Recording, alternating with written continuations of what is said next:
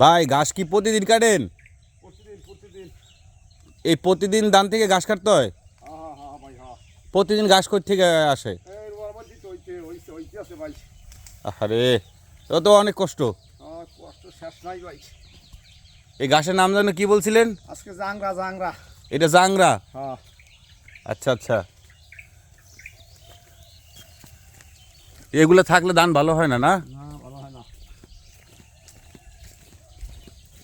আপনি এই কি কাজে কি ধান চাষ করা? হয় আমার কাজই এই ধান চাষ করা। এই ধান চাষের লাগে আর কি আছে? কি আছে আর যখন ধান না থাকে তখন কি করেন? আর মুগ ডাল হালাই, মরিচ, আলু, বাদাম। ধান ধান কয়বার হয় আপনাদের এনে? দুইবার হয় দুইবার। কবে কবে? একটা ভাদ্র মাসে একটা হল পৌষ মাসে। 6 মাস পর পর না 3 মাস পর পর? 3 মাস পর পর। বাকি 6 মাস কি করেন? বাকি 6 মাস অন্য ব্যবসা আছে। ও আপনি এরপর ব্যবসাও করেন? হ্যাঁ ভাই।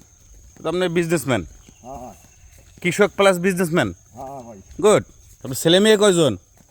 আমার হ্যাঁ 2 ছেলে। 2 ছেলে। ছেলেদের বয়স কত?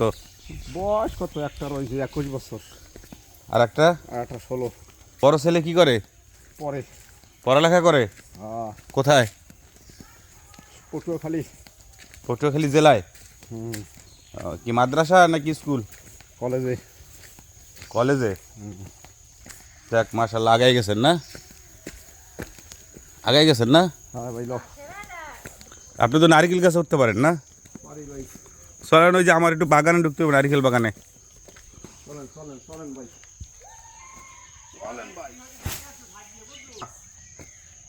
এই গরুর জন্য ঘাস।